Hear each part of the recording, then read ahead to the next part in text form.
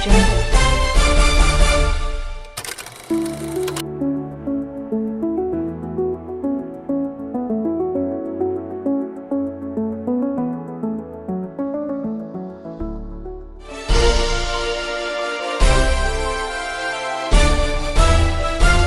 Audio Jungle.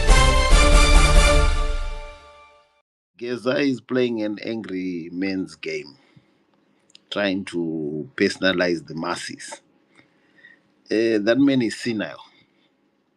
I remember a fire discussion with my old man, and he said, "Don't fight the government of the day. You are not resourced to do so."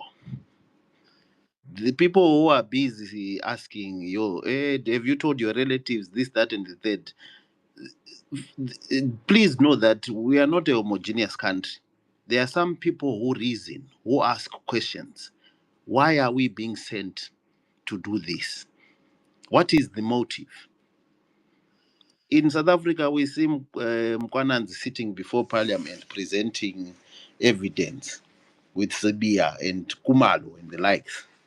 Those are the procedures before any country to express corruption with evidence. Then a well-informed strategy is put out. Not this YouTube celebrity or influencer type discussion Geza is making you listen to day and night. No one has ever asked what is it that he wants to put before. He just mentions names and houses. Izvo zvimuri kunzi endai munogara kudzimba dzevanhu vari kwamutare uko kuti zviita sei westerwa nguva zvenyu. ZANU-PF, if there's internal problems, it's like tectonic plates. They move away to deal with the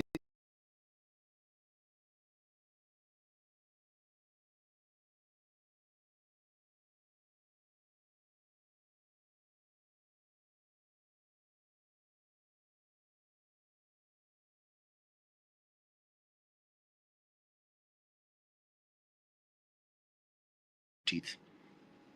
It's a dangerous way of dealing with things. You are not resourced to do that. Huddle up in corners and lie to each other. You are not resourced to do that. A country has got systems for a reason, and they must be respected, regardless of how you feel. If you want to express your feelings, make sure you're doing it in a way that if you move, the next person who's going to move does not injure you. It's your prerogative to protect yourself. Don't be listening to people pushing you in a corner, pushing you to go and test how hot the fire is. It's called politics for a reason. Politics solves politics. If you come close to it and you're a non-political player or an entity, it's very disgusting. It can get disgusting. So again, please don't encourage people to do what you wouldn't do, especially those who are not in the country. At least get to RG and send a video. I'm here. Let's do it. Thank you very much. All right. Thank you, Comrade Paiwapo. We have had that. Wise up. Then Bosolani. Thank you, Comrade Wulu, for the second chance. You see, I think the challenge, when you analyze the behavior of Comrade Bombshell, Comrade Geza rather, there are lots of things that are worrying and concerning, in terms of his strategy. Lots of things we end up saying to ourselves, this man is not serious. This man is comical. I mean, if you look, for example, right, he's telling people, I mean, if you go back, say, sometime, I think it was June or May this year, when he said to people that, stay away, close, we're going to have a shutdown. All people who own the shops, grocery shops in Harare and Kobulawayo, we're going to please give people food. We're going to pay you. Right. And then you ask yourself, was that information shared with the business people who, business people, the owner of grocery shops. So I mean, they they cannot donate food because they are there to they are in business. They are going to incur losses. But so I'm thinking, I'm just trying to think, is this man, yeah, obviously I'm not a psychiatrist, I'm not kind of I don't know if this I don't want to to give people a diagnosis to say he has got dementia, or he's in or he's meant kind of he has got some mental health difficulties. I'm not kind of qualified to do that. But I'm just saying, in terms of if you can people take him serious, because when you're making these kind of statements and telling people to risk their lives to go, we know, rightly so, the government obviously they've been forewarned. There's going to be police everywhere on the 17th.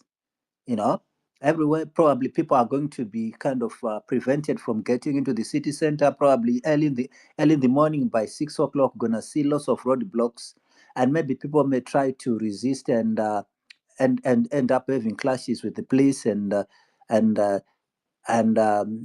some people are going to get injured, seriously, or some people may actually lose their life. And then you come up with, and then he's making all these statements, and saying people come to Africa Unity Square. There's no plan to say, oh, you know, so our leadership is as follows. So and so is going to be responsible for logistics, or so is going to be responsible for transport to organize transport for people to travel uh, from different locations and converge in the city center at Africa Unity Square. I think, to be honest, I mean, this is what Geza is trying to do here. Geza is aggrieved. Geza. I think obviously we don't know what the arrangement was. Probably the arrangement was that it's at certain point, at some point, I know there was gonna be that where maybe uh, the veterans, the veterans of the armed struggle, not the nationalists, but the former combatants, were going to give them the opportunity to take over probably the leadership of the country. And probably, so Geza is not happy that that promise, that maybe there's been you know that promise has not been fulfilled, really. So I think he's trying to play psychological games here. He's trying to demonstrate to the powers that be that uh, you know, if you don't kind of give in to our demands, we may, we can overthrow you. We have got the All support right. of the people. So I think probably, for me, really, I think this is someone who is trying to kind of try to show that he's hoping that a few people are gonna come, kind of listen, heed to his call, and then there's gonna be some skirmishes here and there in the city of Harare. Then we'll be saying to himself, okay, I've showed them that I've got people around me. I've showed them that I've got the capacity to overthrow them. Because that's I think he wants to negotiate from a position of strength, and the only way he hopes he can do that is to have people converging in Harare on Friday, and because and demonstrate and maybe send shivers, All right. down the spine of people who will be attending conference in Mutare. But for me, as I said earlier, this is just I mean, if I'm in Harare myself. Obviously, I'm waiting to see what's gonna happen tomorrow and Friday. But for now, if I'm telling you, in Harare, people in Harare, their main concern now is survival. They want to feed their families. No one is even talking about this so-called march. Everyone is saying, Honestly, why is that? Please yeah, stop yeah. when you've got the time. You're just rumbling.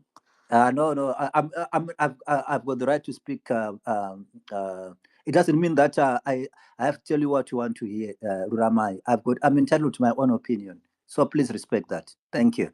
So I'm just saying that people in Harare, Dr. Ulu, are concerned about survival, are concerned about feeding their families. They are not going to prepare to put their life online, you know, so that Geza demonstrate to Mnangagwa that he has got the power and he has got people behind him. Thank you. All right, thank you very much, Wise Up. And Boss Salani, as we are rounding up now, and well, we will see the developments as they happen, ladies and gentlemen. Thank you for joining me. And we will see the developments as they happen. We will be watching the developments tomorrow as well as Friday. Comrade Blessed Rune Sugeza spoke since January. Now we are in October. And well, here we are. So, Boss Salani, in conclusion, what do we say? And then we go Flora Ramai, the last speaker, the bus driver, will make a comment if he's available. Boss Salani? Yes, thank you so much, Rulu, for the platform.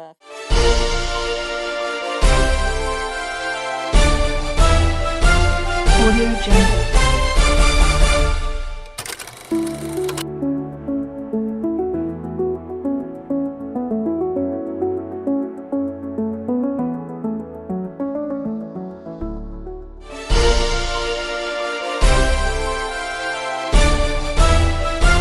Audio Jungle.